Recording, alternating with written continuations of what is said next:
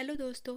आज के इस वीडियो में हम लोग बात करेंगे कॉम्पिटिटिव एग्जाम में आने वाले हिस्ट्री से रिलेटेड क्वेश्चन। तो आइए हम लोग स्टार्ट करते हैं।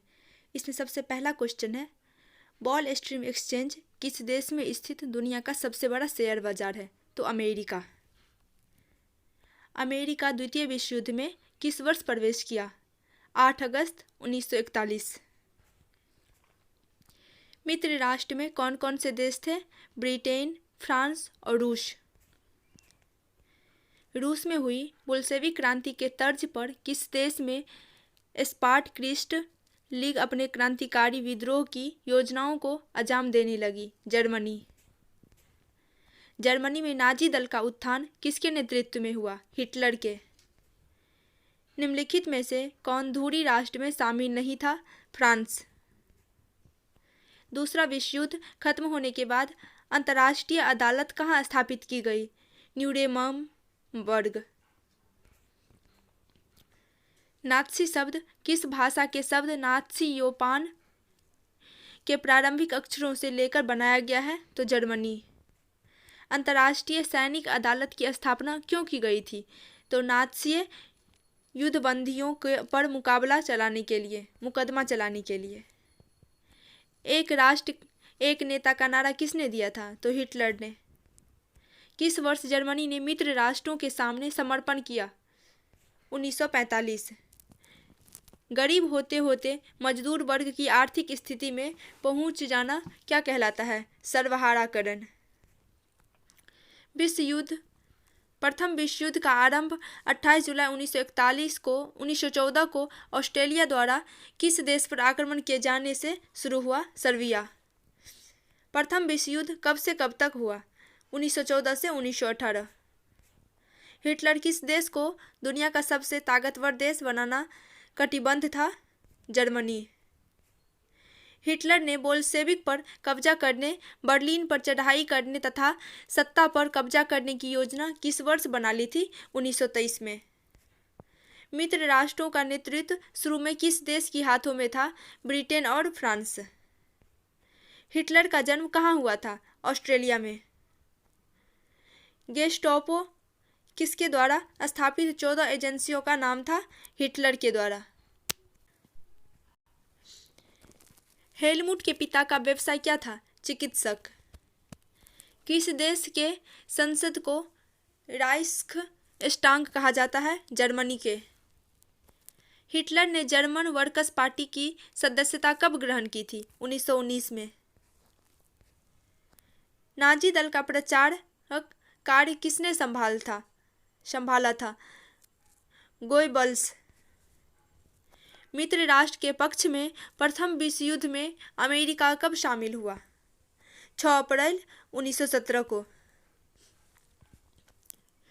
पुराने सैनिक के फ्री कोड नामक संगठन की मदद से इस विद्रोह को किसने कुचल दिया? तो वाइमन गणराज्य ने। हिटलर ने आत्महत्या किस वर्ष की थी? 1945। वाइमर गणराज्य के अंदर किस अनुच्छेद के तहत राष्ट्रपति को आपातकाल लगाने का अधिकार था? अनुच्छेद 48। हिटलर और उसके प्रचार मंत्री गोबल्स ने किस जगह पर एक बंकम में पूरे परिवार के साथ अप्रैल में आत्महत्या कर ली थी? बर्लिन।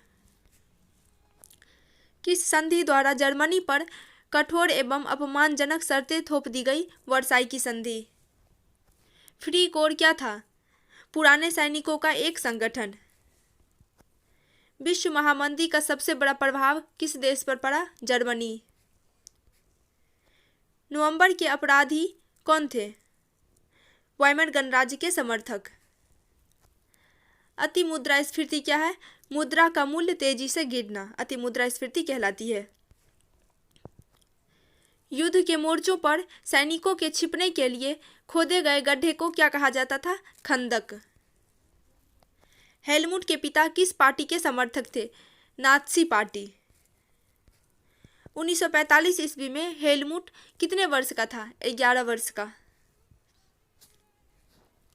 प्रथम विश्व युद्ध में मित्र राष्ट्र ने केंद्रीय शक्ति को किस वर्ष हराया था? नवंबर 1918। नेशनल सोशलिस्ट पार्टी की स्थापना किसने की थी? हिटलर ने।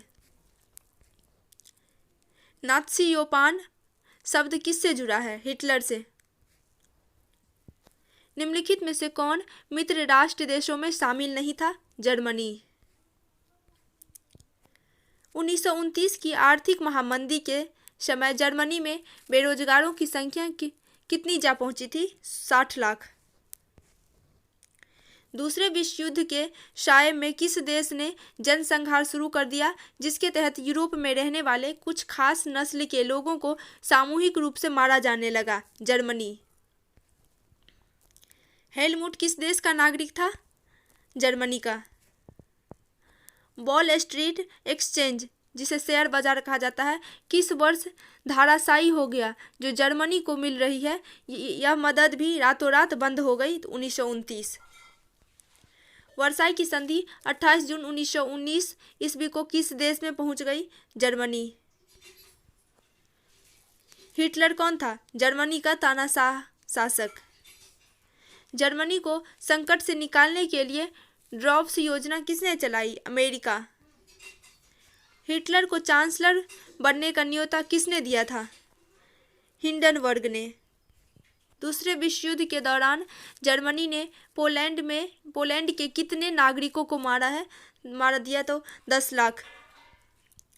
स्पार्ट क्रिस्टो ने किस वर्ष में कम्युनिस्ट पार्टी की नींव डाली? जर्मनी। हिटलर का जन्म किस वर्ष हुआ था? 1889। जर्मनी में स्पार्टकिट्स लीग की मुख्य मांग क्या थी? जर्मनी में सोवियत ढंग की सरकार बनना। वाइमर गणराज्य के हिमायती खेमे में शामिल लोग थे उपरोक्त सभी, यानी कि कैथोलिक, डेमोक्रेट्स, समाजवादी, ये तीनों थे। हिटलर ने 1 सितंबर 1939 ईस्वी को किस देश पर आक्रमण किया था? पोलैंड पर। किस घटना से राजनीतिक रेडिकलवादी विचारों को बल मिला? तो 1923 में आर्थिक संकट से। ये वीडियो यहीं पे ख़त्म होती है। अगर आपको ये पसंद आई हो तो वीडियो को लाइक और चैनल को सब्सक्राइब जरूर।